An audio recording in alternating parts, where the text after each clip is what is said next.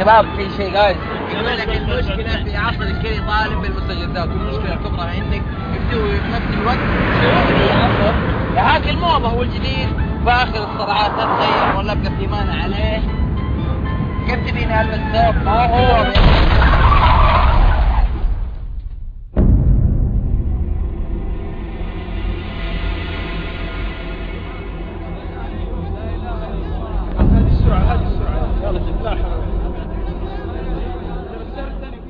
كلا سوف تعلمون كلا لو تعلمون علم اليقين لترون الجحيم ثم لترونها عين اليقين ثم لتسألون يومئذ عن النعيم.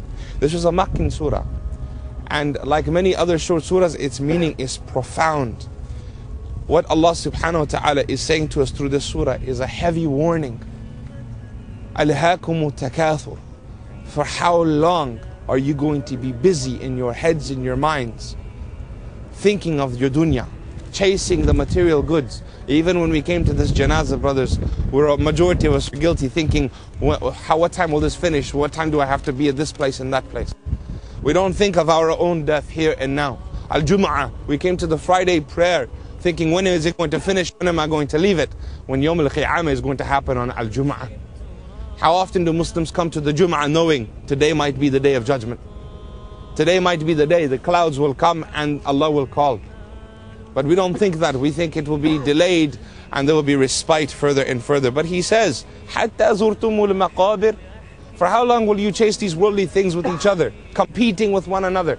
حَتَّى زُرْتُمُ الْمَقَابِرِ. Until you visit the grave. And most ulama, they say, you could consider it like this today. We visit the grave of this beautiful brother, may Allah give him Jannah and ease. We came to visit and we will leave and go home. Unfortunately, that's not what the verse is talking about. When Allah says, حَتَّى زُرْتُمُ الْمَقَابِرِ, until you visit your grave, He means your death. But He calls it visit because you will not stay in the grave forever. It's temporary. You will be called out from the grave. You won't stay there. And in another tafsir from Ibn Kathir and others, they say that Allah is threatening you and I. It is a threat. أَلْهَاكُمُ التَّكَاثُرِ. For how long is the dunya going to keep you away from me, in your mind, in your heart? حَتَّى زُرْتُمُ الْمَقَابِرِ. Wait till I get you in your grave. بسم الله الرحمن الرحيم.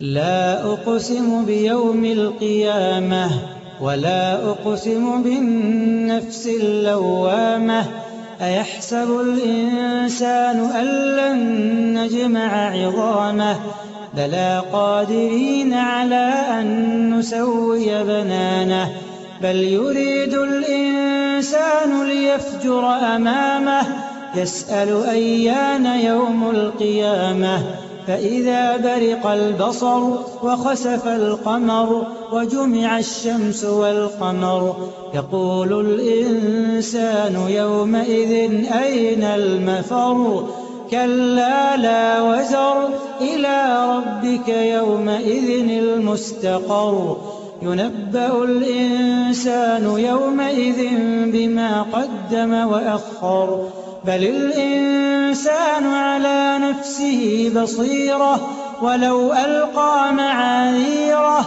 لا تحرك به لسانك لتعجل به إن علينا جمعه وقرآنه فإذا قرأناه فاتبع قرآنه ثم إن علينا بيانه كلا بل تحبون العاجلة وتذرون الآخرة كلا بل تحبون العاجلة وتذرون الآخرة وجوه يومئذ ناظرة إلى ربها ناظرة إلى ربها ناظرة ووجوه يومئذ باسرة تظن أن يفعل بها فاقرة كلا إذا بلغت التراقي وقيل من راق وظن أنه الفراق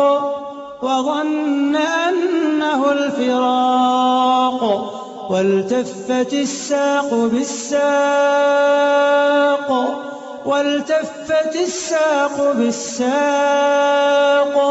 إلى ربك يومئذ المساق فلا صدق ولا صلى ولكن كذب وتولى ثم ذهب إلى أهله يتمطى أولى لك فأولى ثم أولى لك فأولى أيحسب الإنسان أن يترك سدى ألم يك نطفة من مني يمنى ثم كان علقة فخلق فسوى فجعل منه الزوجين الذكر والأنثى أليس ذلك بقادر على أن يحيي الموتى.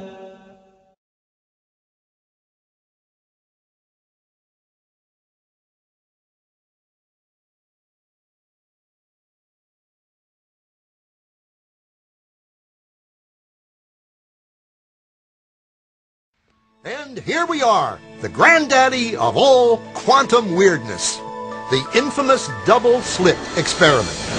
To understand this experiment, we first need to see how particles, or little balls of matter, act.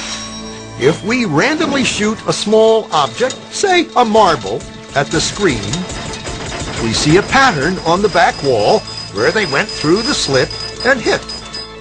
Now, if we add a second slit, we would expect to see a second band duplicated to the right. Now, let's look at waves. The waves hit the slit and radiate out, striking the back wall with the most intensity directly in line with the slit. The line of brightness on the back screen shows that intensity. This is similar to the line the marbles make. But when we add the second slit, something different happens. If the top of one wave meets the bottom of another wave, they cancel each other out. So now there is an interference pattern on the back wall. Places where the two tops meet are the highest intensity, the bright lines, and where they cancel, there is nothing. So, when we throw things, that is, matter, through two slits, we get this, two bands of hits. And with waves, we get an interference pattern of many bands. Good so far. Now, let's go quantum.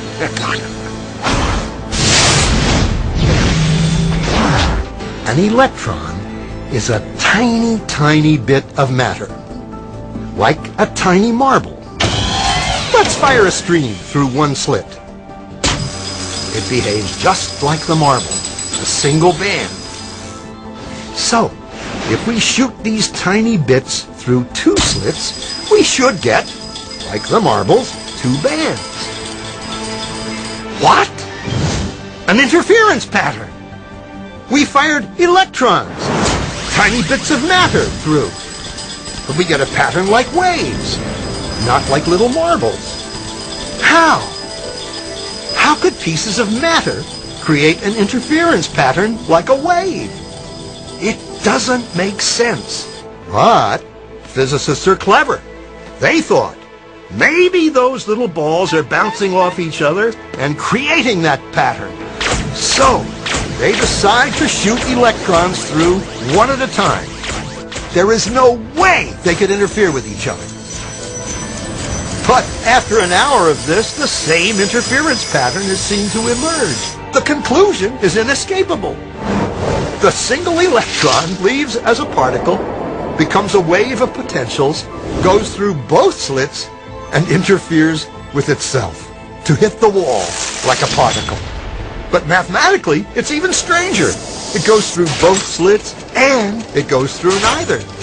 And it goes through just one, and it goes through just the other. All of these possibilities are in superposition with each other. But physicists were completely baffled by this. So they decided to peek and see which slit it actually goes through. They put a measuring device by one slit, to see which one it went through and let it fly. But the quantum world is far more mysterious than they could have imagined. When they observed, the electron went back to behaving like a little marble. It produced a pattern of 2 bands, not an interference pattern of many.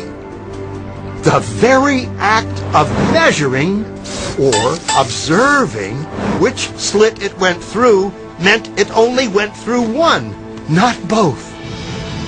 The electron decided to act differently, as though it was aware it was being watched. And it was here that physicists stepped forever into the strange, never world of quantum events.